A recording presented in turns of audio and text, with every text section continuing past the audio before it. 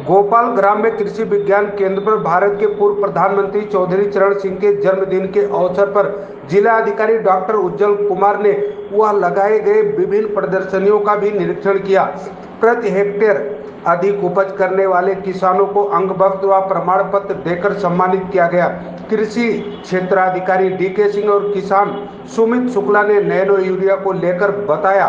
सभी सम्मानित पत्रकार बंधु, सबसे सर्वप्रथम तो मैं स्वर्गीय चौधरी चरण सिंह जी को श्रद्धांजलि अर्पित करता हूं। आज उनके जन्म दिवस के अवसर पर हम लोग ये किसान दिवस का आयोजन करते हैं, किसान मेला का आयोजन करते हैं और उनके सिद्धांतों पर चलने की चेष्टा करते हैं। और हम लोग प्रण लेते हैं कि जो सिद्धांत उन्होंने दिए, जो कृषकों की भलाई की बात उन्होंने की, उसके बारे में बार बार उसको हम दोहराएं और कृषकों को ज्यादा से ज्यादा लाभ कैसे पहुंचाया जा सके, खेती को कैसे उन्नत बनाया जा सके, कृषकों को कैसे समृद्ध बनाया जा सके, उसके बारे में हम लोग वार्ता करें। तो इसी के संबंध में आज हम लोग गोपाल ग्राम में स्थित कृषि विज्ञान केंद्र में आज उपस्थित हुए हैं। इनकी संस्था को मैं धन्यवाद देता हूं कि उन्होंने ये प्रोग्राम ऑर्गेनाइज कराया। यहाँ के साइंटिस्ट सभी, इन्होंने स्टॉल भी लगाया हुआ है जिसमें विभिन्न उपकरणों के बारे में, विभिन्न प्रयोगों के बारे में और विभिन्न प्रजातियां, वो चाहे मिलेट्स यानी कि मोटे अनाज या फिर गेहूं के बारे में हो या फिर दशामृत और बीजामृत है इनका। तो ये सारी चीजें देख लीजिएगा एक बार। स्टॉल जितने लगे हैं, खास करके जो जैविक खेती के बारे में अभी 3-4 दिन पहले ही एक आयोजित हुई थी कार्यशाला, उसमें भी कई लोग आप लोग उपस्थित हुए थे। तो हम लोगों का जो शिफ्ट होना चाहिए वो रासायनिक खेती से जैविक खेती की ओर हम लोग बढ़े।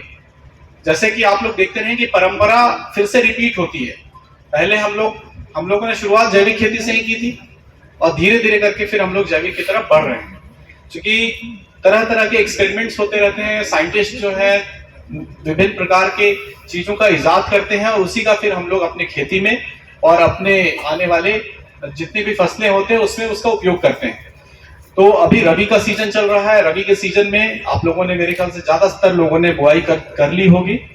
उसके बाद आप लोगों ने एक बार फास्फोर्ड डीएपी का उपयोग भी कर लिया होगा। उसके बाद आप यूरिया का उपयोग भी करेंगे। तो यहाँ नैनो यूरिया का भी स्टॉल लगा है जो इफ्को के द्वारा लगाएगा, वो भी देख लीजिए उसका क्या फायदा हो सकता है। मैं स्टार मैंगनी से राजेश पांडे। आज मैं भारत के 5वें प्रधानमंत्री चौधरी चरण सिंह के जन्मदिवस पर आयोजित किसान मेला जो कि गोपाल ग्राम में है, यहाँ के इफ्को स्टॉल पर बैठा हूँ। यहाँ एक किसान हैं सुदीप शुक्ला, जो मुजैना ब्लॉक के रहने वाले हैं।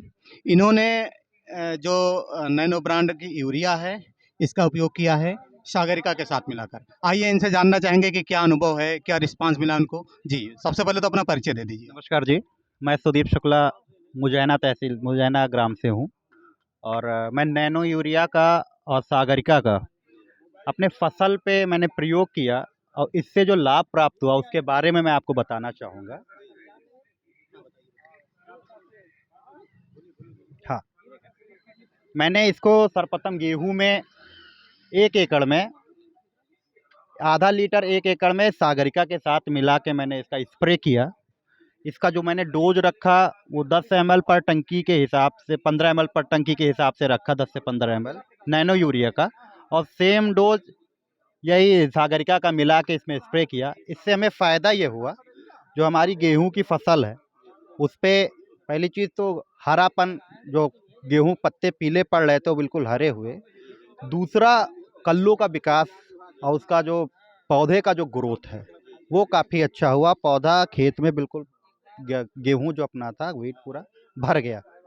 दूसरा, मैंने इसका सरसों पे प्रयोग किया तो सरसों पे रिज़ल्ट इसके और अच्छे हमें दिखाई दिए, क्योंकि सरसों थोड़ा कम दिन की फसल होती है, जिसके वजह इस पे रिज़ल्ट ये अच्छे हुए। जो सरसों के पत्ते, मैं अभी आपको फोटोग्राफ भी दिखाऊंगा, दिखाएंगे आपको कि पत्ते उसके सर काफ़ी चौड़े हुए और जो फूल जो आना था उसकी हाइट काफ़ी अच्छी हो गई, उसका ग्रोथ काफ़ी अच्छा हुआ। दूसरा, फूल जल्दी आए पौधों पे और कल्ले और जड़ों का विकास होने से उस पर कल्लों की संख्याएं ज़्यादा आई, जिससे सरसों हमारा काफ़ी अच्छा है, रोग रहित है। रोग प्रतिरोध क्षमता भी, हमें तो लगता है इसको बनाने से रोग प्रतिरोधक क्षमता भी डेवलप हुई, जिससे अभी के टाइम पे जो उस पर मक्खी मच्छर का जो प्रकोप होता था वो इस फसल में नहीं हुआ हमारे। ये फ़ायदा हमें लगा। पिछले वर्ष भी मैंने इसका प्रयोग किया था सरसों पे, तो सरसों के उत्पादन में मुझे काफ़ी अच्छे रिजल्ट मिले थे। हमें सरसों में आपसे बताएं सर करीब 1 एकड़ में हमें बीघे का, हमारे वहाँ बीघे का चलता है, तो बीघे में बता दूं आपको 1 से 1.5 कुंटल बीघे की सरसों हमें पैदा हुई। काफ़ी अच्छी सरसों हुई। और हम केवल बेसल में एक बार मैं दानेदार यूरिया का प्रयोग करता हूँ। बाकी उसके बाद सेकंड क्रॉप ड्रेसिंग में हम नैनो यूरिया और सागरिका का प्रयोग करते हैं सरसों में। उसके बाद दूसरा तो करने की जरूरत नहीं पड़ती, क्योंकि वो काफ़ी हाइट उसकी ऑटोमेटिक इतनी अच्छी हो जाती है, इतना अच्छा हो जाता है। और दूसरा गेहूं में मैं इसका दूसरी स्प्रे टॉप ड्रेसिंग इसके करता हूँ, नैनो यूरिया और इसका। उसके दूसरे बार मैं जब उसमें हम इसको का ही 19-19 का उपयोग करते हैं, और जब कल्ले बनना शुरू होते हैं, उसमें दुग्ध अवस्था आ जाती है, तो इसमें अपना एक आता है 05234, इसका भी 005234, ये 05234 आता है। इसका प्रयोग हम तब करते हैं, हम सारे किसान भाइयों को बताना चाहेंगे, इसके रिस्पॉन्स सर बहुत अच्छे हैं। इसका प्रयोग हमें तब करना चाहिए जब दुग्ध अवस्था आए पौधे की। पौधे में जब बालियाँ बननी शुरू होती हैं तब इसका प्रयोग किया जाता है। इसमें 52% आपका फास्फोरस होता है, 34% पोटास होता है। फास्फोरस क्या करता है, जड़ों से पौधे को जो पोषक तत्व खींच के बालियों तक लेकर आते हैं। और इसमें जो पोटास का है, पोटास का काम तो ये दाने को मजबूत करना, चमकीला करना, सुलोड़ करना, जिससे दाने में वजन आता है, दाने में चमक आती है। आपके सरसों और गेहूं, अब इसलिए कि गेहूं के लिए तो बहुत अच्छा प्रोडक्ट है ये। धन्यवाद। और फूल आने के पहले इसका उपयोग जब अपना मतलब जब वो गाले में आने लगे, जिसे बोल रहे ना गाले में आने लगे, गेहूं अपना जब गाले में आने लगे, तब 05234 का उपयोग करें। अच्छा, इसका प्रयोग कैसे करेंगे, प्रयोग विधि बताइए। इसका उपयोग हम स्प्रे वाले पंप से ये 15 से 20 ग्राम पर टंकी का स्प्रे किया जाता है इसका। ये 1 किलो का पैकेट आपका 1 एकड़ में हो जाता है। यहाँ का जैसे 5 बीघे का है तो 1 एकड़ में हो जाता है। 15 लीटर 16 लीटर की टंकी होती है, तो ये आराम से हो जाता है। कहने का मतलब है 10 ग्राम प्रति हाँ, 10 ग्राम 100 ग्राम लगेगा। 100 जी 100 ग्राम प्रति टंकी। 100 ग्राम पर टंकी ये चलेगा। जी जी जी। अनुभव इसका आपका रहा कि ये उपज काफ़ी अच्छा। सर बहुत अच्छा रहा, बहुत अच्छे रिस्पांस है। और इफ़को के प्रोडक्ट हैं तो सर कोई डाउट भी नहीं कर सकते हैं हम लोग। तो हम लोग हर अच्छा, जो यूरिया दाने वाली है उसकी अपेक्षा ये नैनो जो है, अब सर मैं यही बताना चाहूँगा, आप दवा खाएं और ग्लूकोज लें तो रिजल्ट तो ग्लूकोज के ज़्यादा अच्छे आएंगे। आप दवा खाएं और उसके बाद अगर आप ग्लूकोज चढ़वाएं तो रिस्पांस तो ग्लूकोज ज़्यादा करेगा। तो ये लाइक ग्लूकोज काम करता है दोनों, जिसके रिजल्ट काफ़ी अच्छे होके आते हैं। ऐसा भी कहा जाता है कि यूरिया 30 से 35% काम करती है, और ये जो है नैनो का ये 90 से 95%। इसका भी मैं बताऊंगा कि यूरिया जब खेत में पड़ती है तो उसमें करीबन 60 से 65% यूरिया लीच हो जाती है, वो ज़मीन में चली जाती है, जो पौधे को नहीं मिल पाती है। ये क्या है, जब आप इसका स्प्रे करोगे तो पौधों के रंध्रकोशों से जो पत्तियों पे होता है उससे वो एग्जॉर्ब कर लेते हैं, जिससे उसके रिजल्ट काफ़ी जल्दी आपको दिखाई देंगे। जो ये तो हाई है, आपका प्रदूषण नहीं होगा। उसके बाद आपकी कॉस्ट बचत होगी, टाइम बचत होगी, सारी चीज़ें हैं। स्प्रे करना 1 घंटे में आपका पूरा खेत स्प्रे हो जाता है, ये चीज़ें होती हैं। तो नैनो यूरिया के रिज़ल्ट बहुत अच्छे हैं सर। और सागरिका नैनो यूरिया मिलाने के बाद, सागरिका का काम कोई सीवीड होता है इसमें, तो ये पौधे के जड़ों का विकास अच्छा करता है, कल्ले काफ़ी बेहतर करता है, जिससे रिजल्ट काफ़ी अच्छे निकल के आते हैं। जी, तो हम बात कर रहे थे अभी शुक्ला जी से, जो मुजैना से हैं। इन्होंने बताया कि जो नैनो ब्रांड की यूरिया है ये काफ़ी सफल है, इन्होंने प्रयोग किया है सागरिका के साथ, काफ़ी फ़ायदा इनको हुआ है। जी, अब हम बात करते हैं क्षेत्रीय कृषि अधिकारी डॉक्टर DK सिंह से। जी महोदय, आप हमको बताइए, इसमें बहुत सारी दवाइयाँ हैं जो खाद हैं, जैसे ये जल विलय एक है, ये जल विलय क्या है? जल विलेय उर्वरक, जो जल में 100% विलेय हो जाए उनको जल विलेय उर्वरक कहते हैं। इनकी अपने आप में महत्ता होती है। जैसे किसान जब स्प्रे करता है खेतों में इसका, तो 90 से 95% पौधों को उपलब्ध हो जाता है। तो हमारे पास इस समय जनपद गोंडा में 6 प्रकार के जल उर्वरक हैं। जैसे भी 05234 है, 0050 है, NPK 1919 है, 1818 है, आपके पास 1261 जल विलेय उर्वरक है। इसमें अलग अलग महत्ता होती है हर फसल को किस समय। जैसे आप प्रारंभिक चरण में अगर आप देखेंगे तो 1261 की महत्ता ज़्यादा है, 5234 की महत्ता ज़्यादा है, क्योंकि पौधों की जड़ों का ग्रोथ होता है। इसमें जो जल प्रदूषण की बात होती है, जमीन प्रदूषण की बात होती है, इसमें न के बराबर होती है। क्योंकि जो हमारे किसान भाई DAP प्रयोग करते हैं खेत में, तो अच्छी दशा अगर उनके खेत की है तो 20 से 25% ही उपलब्ध होता है। बाकी जो है उनका जो 70 से 75% जो डीएपी है फिक्स हो जाते हैं। तो लेकिन ऐसे में जल विलेय उर्वरकों में ऐसा नहीं है, ये समस्या नहीं रहती है। इसलिए जल विलेय उर्वरक है। किसानों को मैं यही सलाह दूंगा कि जब जब वो नत्रजन का प्रयोग करते हैं उस समय जो है हमारा 0050 भी यूज करें, या प्रारंभिक चरण है तो 5234 या 1261 का प्रयोग करके अधिक से अधिक उत्पादन ले सकते हैं।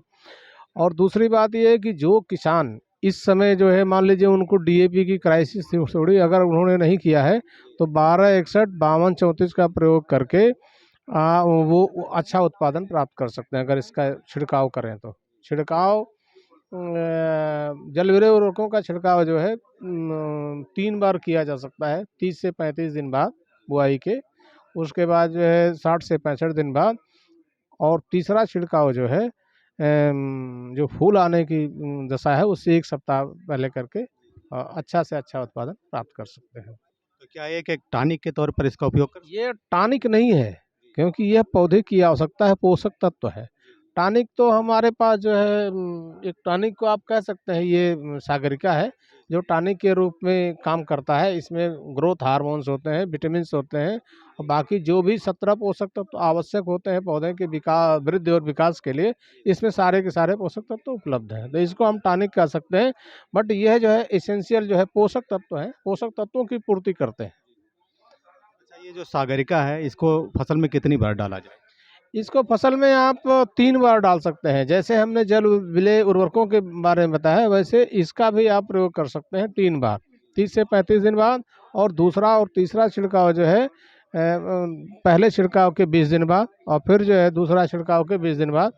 लेकिन यह ध्यान रखें कि दलहनी फसलों में आप जो है जब शाखाएँ ज़्यादा निकलते हैं उस समय करें, और फूल आने के पहले 1 सप्ताह करें, तो अच्छा से अच्छा उत्पादन आप प्राप्त कर सकते हैं। इसमें हम देख रहे हैं और कई चीज़ें हैं, जैसे ये जो है ये सर, इसका प्रयोग कब करते हैं? ये बुआई के समय भी आप इसका प्रयोग कर सकते हैं। ये ह्यूमिक एसिड है, इसमें जो है जड़ों की वृद्धि होती है ह्यूमिक एसिड से।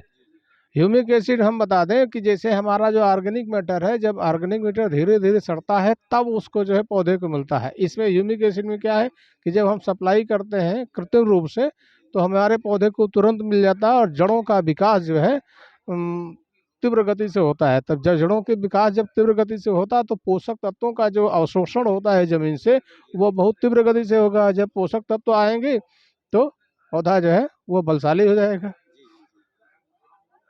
अभी हम देख रहे हैं वाहन भी है इफ़को का जो है, ये प्रचार वाहन। ये नैनो का प्रचार वाहन है। विगत 10 दिनों से ये हमारे जनपद गोंडा में संचालित हो रहा है। तो विशेष रूप से जो नई तकनीक से उत्पादित हमारा नैनो यूरिया है उसके बारे में हम किसानों को गांव-गांव घूम करके बिक्री केंद्र पर जा करके किसानों को बता रहे हैं कि नैनो यूरिया किस प्रकार से हमारी फसल के लिए, हमारी वातावरण के लिए, हमारे आर्थिक उन्नति के लिए आवश्यक है। इस सब के बारे में जानकारी हम दे रहे हैं। ये विगत 10 दिनों से 14 तारीख से यहाँ चल रहा है जनपद गोंडा में। ये नैनो यूरिया और ये दानेदार यूरिया, जिस दोनों में से आप किसको ज़्यादा अच्छा मान? देखिए, नैनो यूरिया हम किसानों को ये बताना चाहेंगे कि नैनो यूरिया विशेष रूप से जब फसल उग जाती है, जब खेत भर जाते हैं उस समय छिड़काव करना है, क्योंकि नैनो यूरिया पौधे पे छिड़काव के लिए है, ज़मीन में प्रयोग करने के लिए नहीं है। हमारा अभी जो उद्देश्य है कि कम से कम 50% जो यूरिया है उसको जो है हम रिप्लेस करें। तो शुरुआत में जो बुआई के समय यूरिया डालता है किसान, नत्रजन डालता है, डीएपी, वो तो डालना है, लेकिन जो दूसरा और तीसरा छिड़काव करता है गेहूं में, धान में, मक्के में, तो उस समय जो है जब 40 से 42 दिन हो जाए उस समय नैनो यूरिया का ही छिड़काव करें। इसमें सबसे अच्छी बात यह है कि प्रदूषण, जो जल प्रदूषण है, वायु प्रदूषण है, इससे भी बचत होगी। हमारी जो आपकी आय है उसमें वृद्धि होगी। हमने 94 फसलों पे इसका 11,000 हमने प्रदर्शन लगाए हैं 94 फसलों पे। तो कुल मिलाकर के हमने जो देखा है एक औसत जो है 8 से 9% जो है उपज बढ़ती है। तो इसका प्रयोग हमारे लिए आत्मनिर्भर भारत के लिए उर्वरक क्षेत्र में बहुत ज़रूरी है कि नैनो यूरिया का प्रयोग करें। आगे आने वाले दिनों में नैनो डीएपी भी हम ला रहे हैं, नैनो जिंक भी ला रहे हैं, नैनो आपका सल्फर भी आएगा। तो ये सारी हमारी योजना है, इफ़को लाएगा और ये इफ़को के पास जो है नैनो यूरिया की तकनीक है, ये पेटेंट इफ़को के पास है। तो इस तरह से हम लोग आगे भी काम करते रहेंगे। आप किसानों को कुछ संदेश देना चाहेंगे इसके माध्यम से? हम ये संदेश देना चाहेंगे कि अगर हम अपने जल और ज़मीन को बचाना है तो जो आज के उर्वरक हैं, जो नए दौर के उर्वरक हैं, उनका प्रयोग करें। कम से कम उर्वरकों का प्रयोग हम अपनी ज़मीन में करें। इससे जो है प्रदूषण भी होगा और जो किसान ये चाहता है कि जानता है कि हमें केवल डीएपी महंगी डाल दिया या यूरिया डाल दिया, तो इसने डीएपी यूरिया केवल जो है 2 पोषक तत्वों का पोषक तत्वों की आपूर्ति करते हैं, बट हमारे पौधों को 14 पोषक तत्व जो ज़मीन से मिलते हैं, जो हमारे 3 पोषक तत्व हैं, वो लगभग मान के चलें कि 96% जो है 3 पोषक तत्व हमारे प्रकृति से मिलते हैं, कार्बन, ऑक्सीजन और ये हाइड्रोजन। लेकिन जो हमारे और 14 पोषक तत्व ज़मीन से मिलते हैं, तो 14 तो केवल हम 2 दे रहे हैं, 12 भी इसलिए मैं कह रहा हूँ कि इस समय अगर हमारे पास जिंक भी है, जल विलेय उर्वरक है, इन सब का प्रयोग करें, किसान जो है अधिक से अधिक उत्पादन प्राप्त कर सकता है, अपनी आय में भी वृद्धि कर सकता है। गोंडा से राजेश पांडे की रिपोर्ट।